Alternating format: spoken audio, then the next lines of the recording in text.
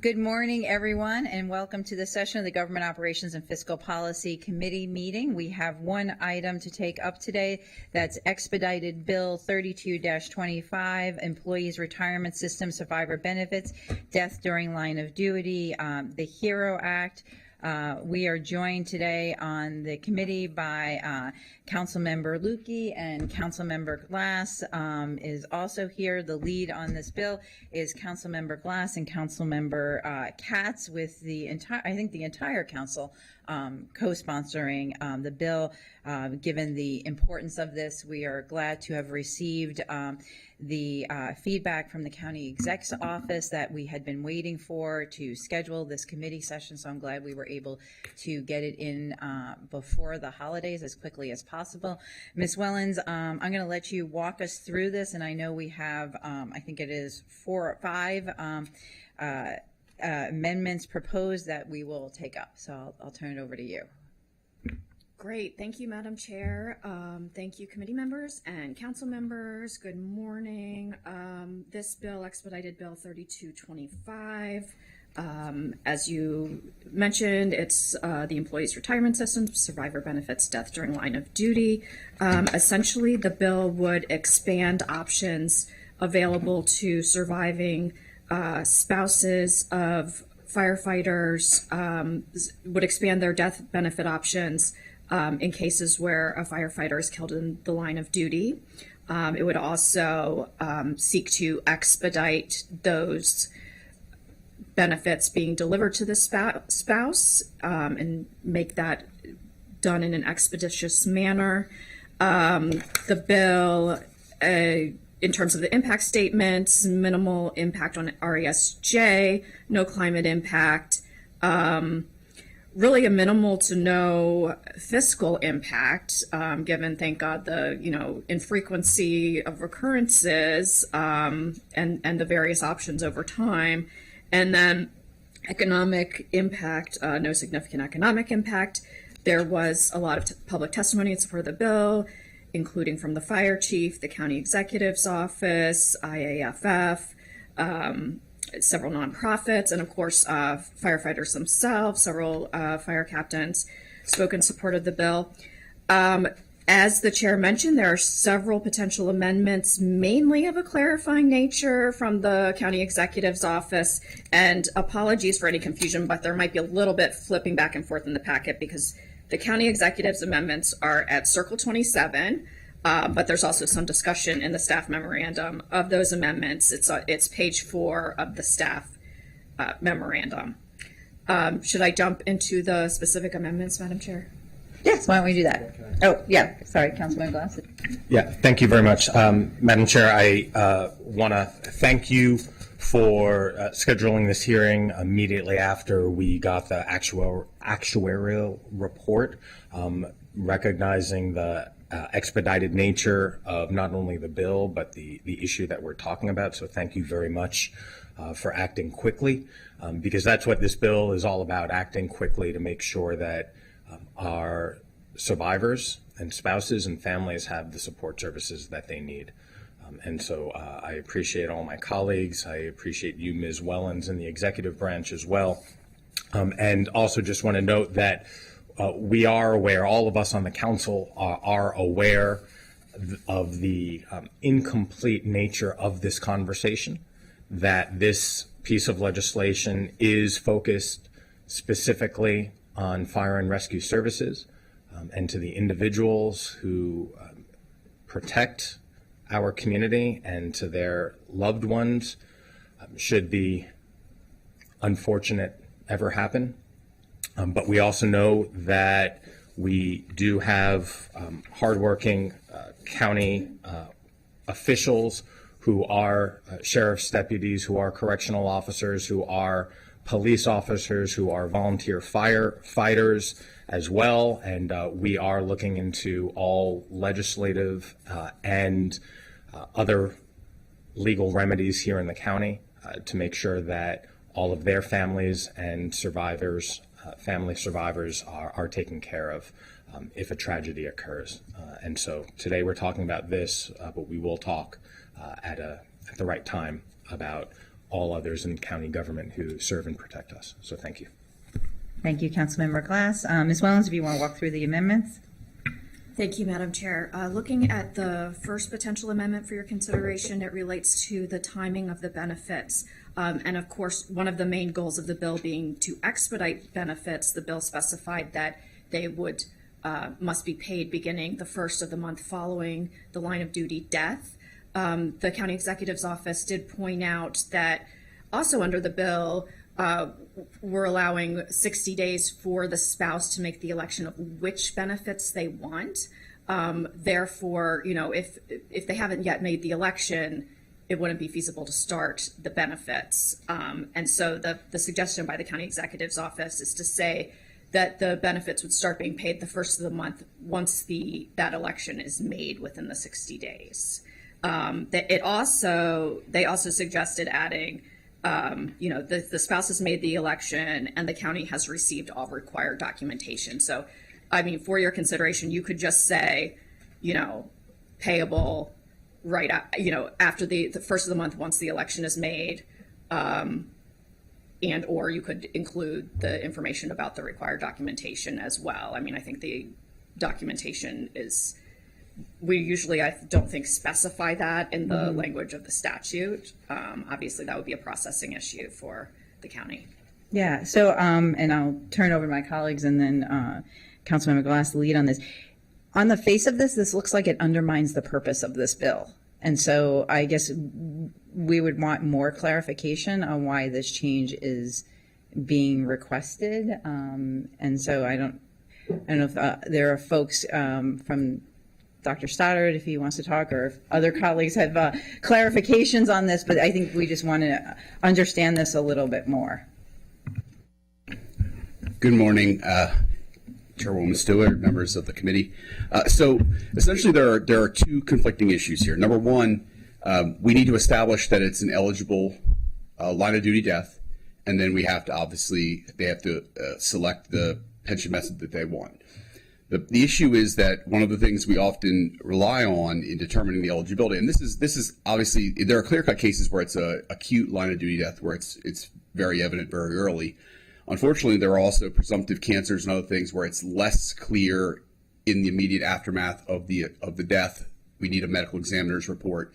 We do not, having personally been on the phone with the medical examiner related to line of duty death certificates, they don't answer to us with regard to how quickly they produce those documents that would be necessary. And we have at least one case in our history where a death benefit was paid only to find out later that the cause of death was different from what the initial was believed to be. And that was in a I won't go into details, but it was in a non-acute situation. And so if you want a chief administrative officer to assert that it is an eligible death prior to the execution of the benefits, you would need the supporting documents to be able to assert that effectively. I fully understand that affects the timeline because, frankly, the longest part of this process is waiting for the medical examiner to produce their report. The processing internal to the government is a matter of days, not weeks or months. And so that's the sort of catch-22 of this is, if we don't have the medical examiner's report, we will almost assuredly pay out benefits that we later find were not eligible. If we wait for the medical examiner's report, there are cases where it will have delayed a payout until it's produced.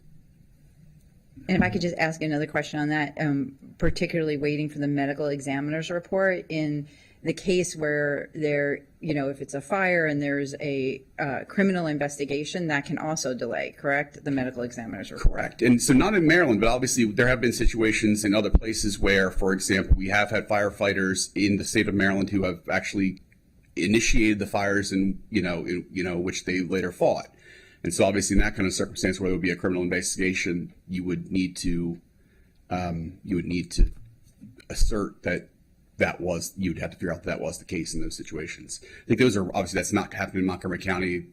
In the case where the firefighter did start fires in the state of Maryland, he did not die from the fires, but we're just trying to think through the make sure that the law will affect how it will affect every case as opposed to the very obvious one that we have in our most recent history.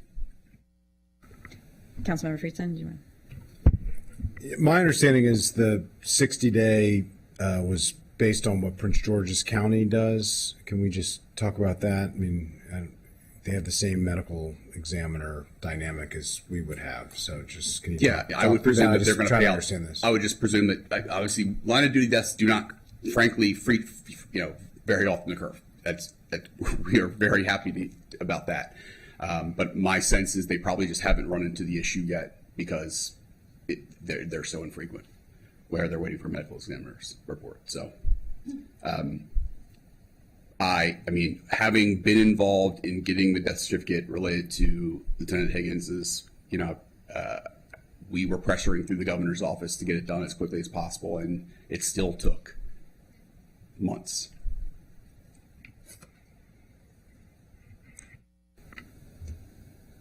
Before I turn to Catley, what as you said, this happens very infrequently, thank God.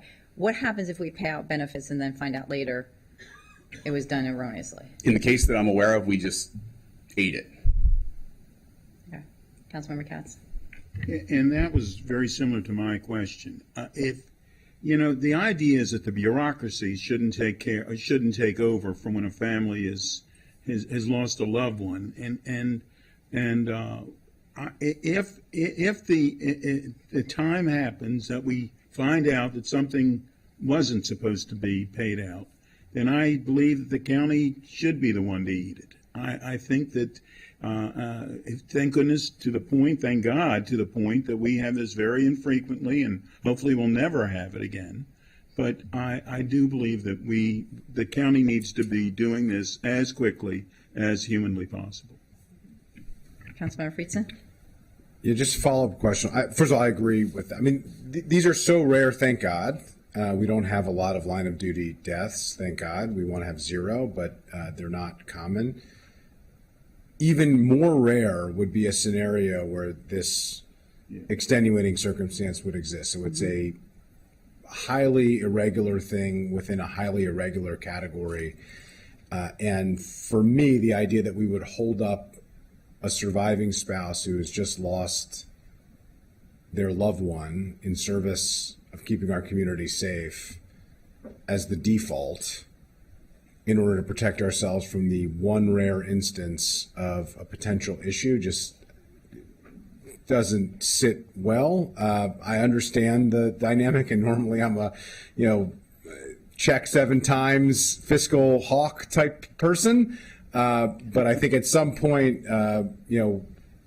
we have to do right by the people who are serving us, who have made the ultimate sacrifice. And, I think the bureaucracy dynamic is challenging. The other thing, the election question. So there's, you've made 2 points. One is we don't want to pay out something that ultimately we find out later we shouldn't have paid out. Okay. That's number one. Number two, there's a conflicting dynamic within the bill that we want to address. At least that's what I heard. What is the surviving spouse electing? Because the bill is pretty prescriptive of what the benefit is. So are they just electing that they want the benefit? I'm not really sure I know of a spouse that would decline the benefit. Right, So correct. can you just explain that? Right, the spouse has the option to choose among 3 different types of benefits. They could choose this one, which seems the most likely, that they would be deemed to have the 20 years of service, and we receive the 100% benefits based on those 20 years. However, if the person already was eligible for retirement and say they had maybe more than 20 years, the spouse could choose to use that actual, the more than 20 years service as the basis for the benefit. And then the third option, which again, I don't know if anyone would be likely to choose, but I'm not an expert on, tax or retirement issues by any stretch, would be that they could receive a benefit that's currently provided for under the law, which is that they would receive a benefit as if the member had been receiving a service-connected disability pension on the date of the member's death and had selected a joint and survivor pension option of 100% of the amount payable to the member. So they have those three different things to select from. Okay, thanks. Okay, I'll go now to Councilmember Glass. Thank you, Madam Chair. Appreciate the comments of the committee members. And Dr. Stoddard, I want to put a fine point on the comments that you made. You're specifically talking about instances of fraud.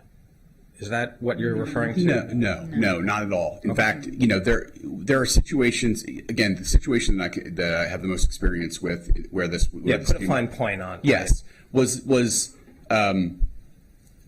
was related to a long-term illness where, upon further examination, it was a cancer type that would have not qualified under the workers' compensation as being an eligible presumptive related to work.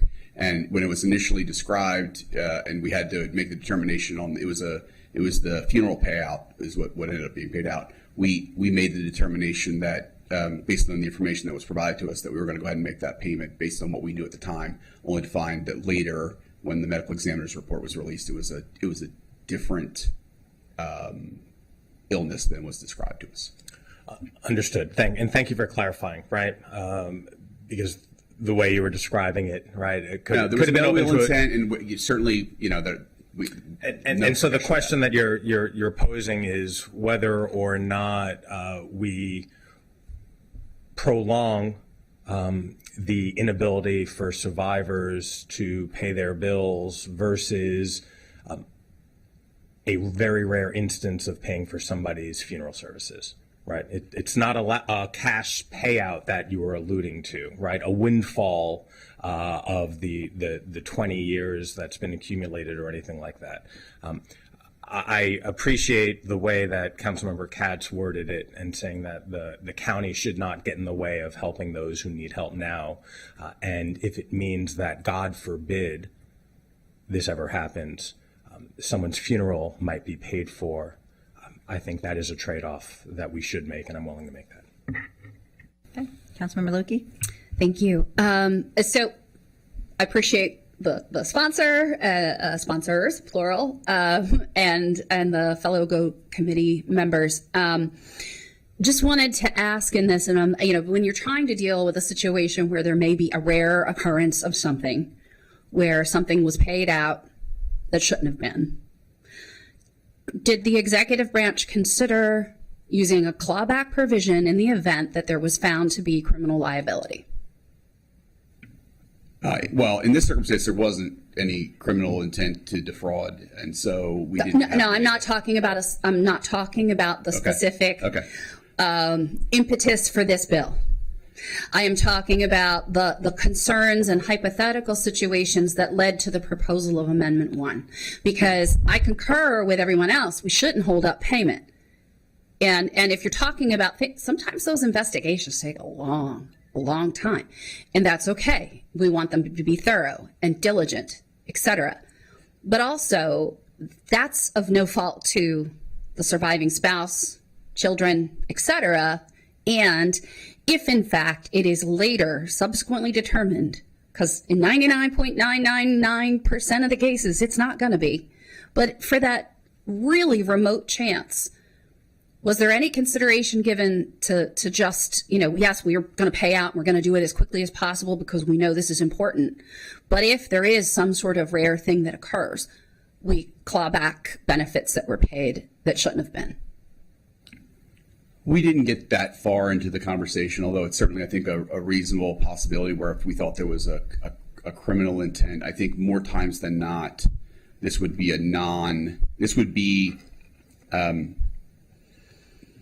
there would just not be certainty about the cause of death or the reason of death, and the surviving spouse or beneficiaries would simply be acting in good faith to put forward the documentation or their request, and we would find out later. And then I think it's just the question of the dilemma that we faced on the it was the $35,000 funeral payout that we paid, which we wouldn't have had to.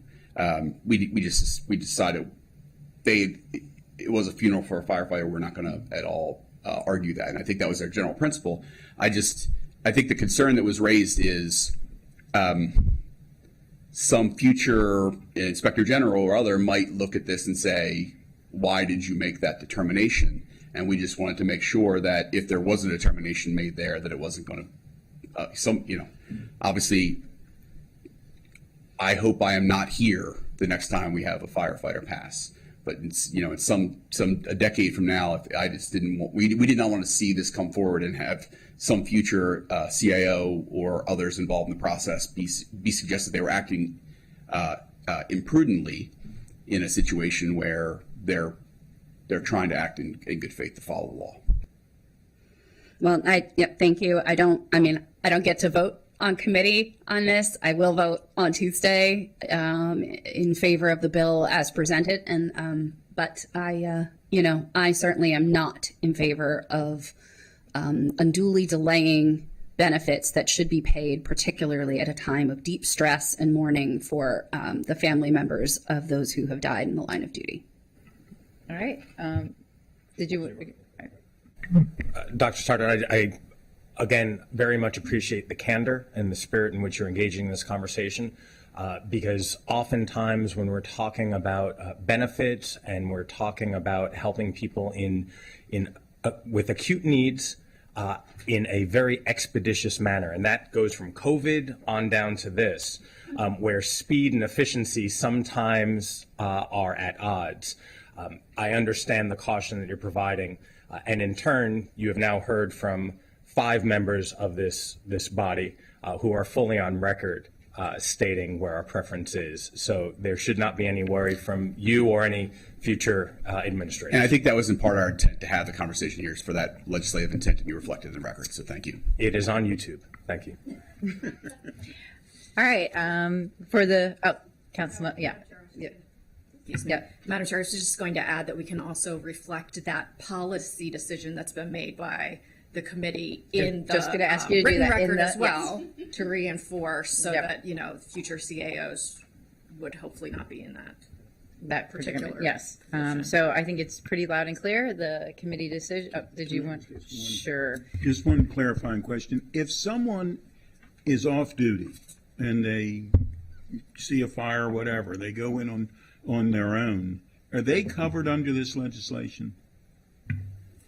And I don't know I if it could don't be know. collectively bargained. I I don't know. honestly don't know the answer to that question, because it's going to be the executive branch applying the criteria to decide, and the criteria exists under the current law. So they would need to answer that question. I can tell you that is a conversation that's going to come up a couple of amendments down. I mean, we can discuss this now, obviously, if the chair wants to, or we can. Can we dispense with this? Okay. Yeah, that okay? Let's just dispense. We're not doing this amendment, so let's just dispense with that. That's taken care of. So the committee rejects that recommendation. Let's move on to Amendment 2 and get back to Councilmember Katz's question when we get there. Okay. Thank you, Madam Chair, and I appreciate your position and fully understand it on the issue number 1, timing of benefits. I just want to clarify too the Councilmember Friedson's earlier point in the discussion about the 60 days to make the election, whether you do want to say that it's the first of the month once the election is made by the spouse, which they could do on day 1, as opposed to after the death, because we won't know exactly which benefits to pay necessarily if they haven't made their election. I'll turn it over to the leads on the bill if there's a preference. I appreciate the amendment and have been told by families that immediately after the passing of a loved one, there is some duress and the decision making is extremely difficult. And so I would recommend the committee support the amendment to give greater flexibility to the grieving families. So could we just read the amendment, what the amendment would be, just for the record? Yes. So it would read that the benefit must be paid at the beginning of the first month following the date the surviving spouse makes an election of benefits, period. Sure. Councilmember Lukey. Yeah, so my question is whether the calculation of the benefits goes back to the date of death Yes. Even if it's the first of the month after the date of the election. So you're paying the correct benefits based on what the surviving spouse has chosen, Yes. but they will be retroactive to the date of death. That's Okay. correct. Yeah, that's provided for elsewhere in the bill. So yes, important, very important clarification. All right, asking committee members, any objection? No objection, we'll accept that amendment. Thank you, Madam Chair. The next amendment is perhaps more straightforward. This relates to the clarification of credited service, and there was just some adjustment to the language suggested by the executive. And so it basically would read that the benefits for this option, the benefits the spouse would get the benefit the spouse would have received if the member had terminated employment on the day before the death with exactly 20 years of total credited service as described in section 3341. So that's the new part, that as described in section 3341, and had elected a 100% joint and survivor pension option. My understanding is this is not a substantive change. This is simply a clarification, and I don't know if you'd like for anybody additionally to speak to that, but. Yeah. No objection, we're good with that one.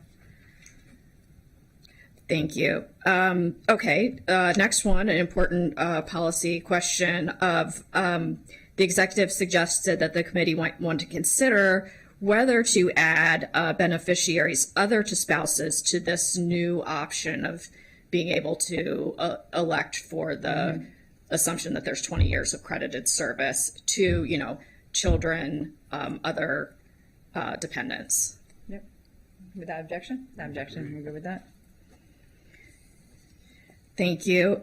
We have the potential amendment number 4 of the county executive.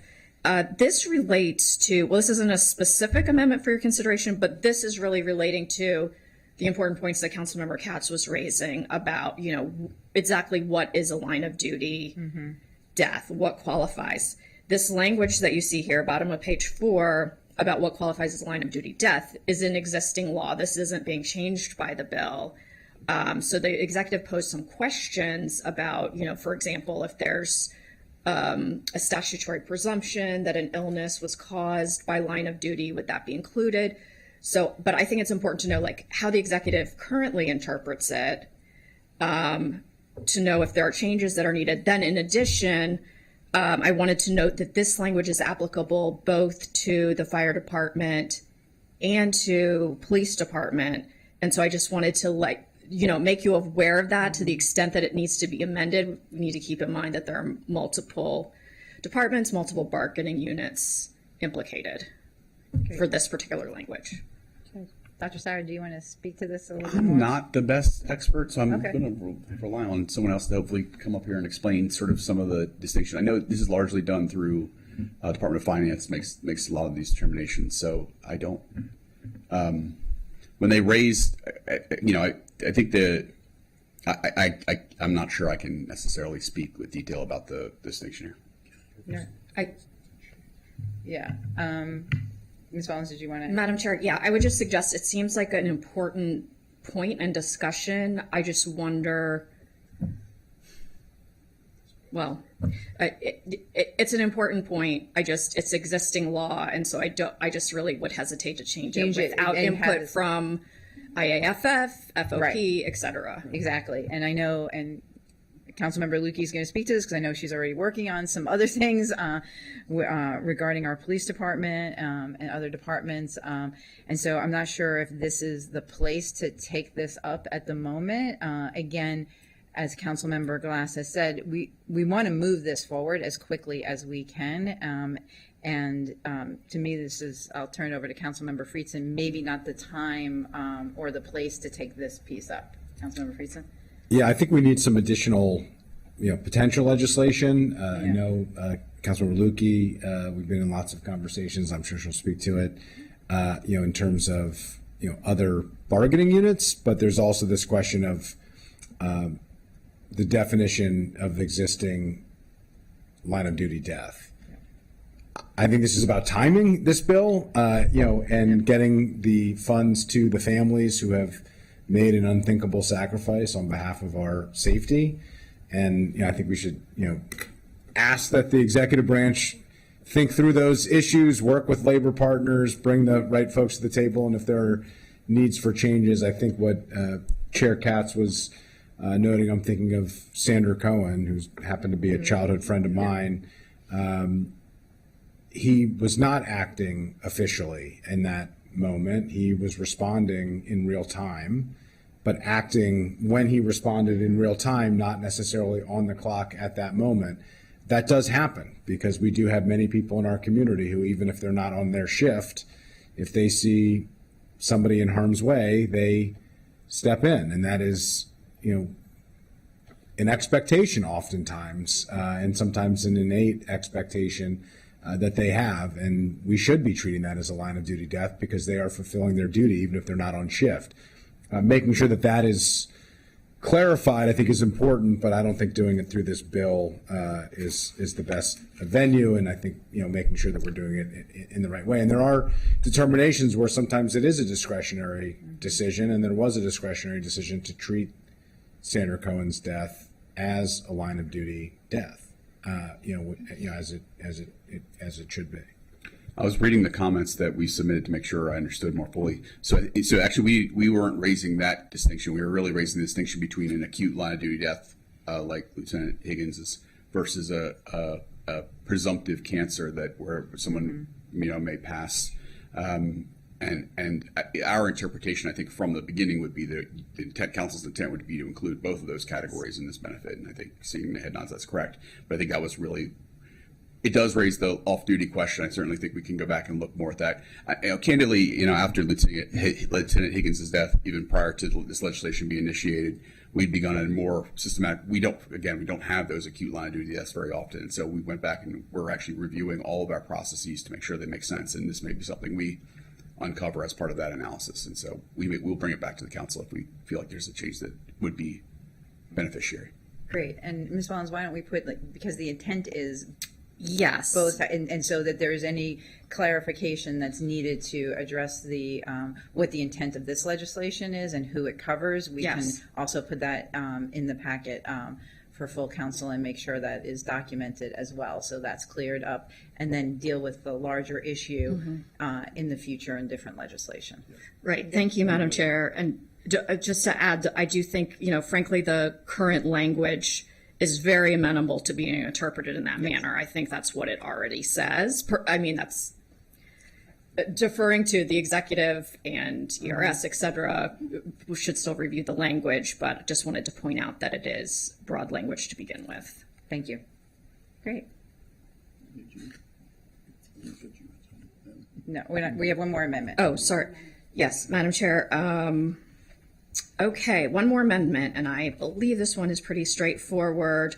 The final amendment suggested by the executive branch was to add a new section to the bill, simply clarifying that the death benefits provided under the bill, and indeed the death benefits that are already existing statutorily, are in addition to other types of death benefits that have been negotiated by the representatives with the executive branch that have been approved by the council in the collective bargaining agreement. So this is a supplemental benefit. Yeah.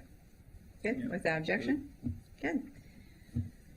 Thank you, Madam Chair. Those are the issues that we have in the packet. All right, great.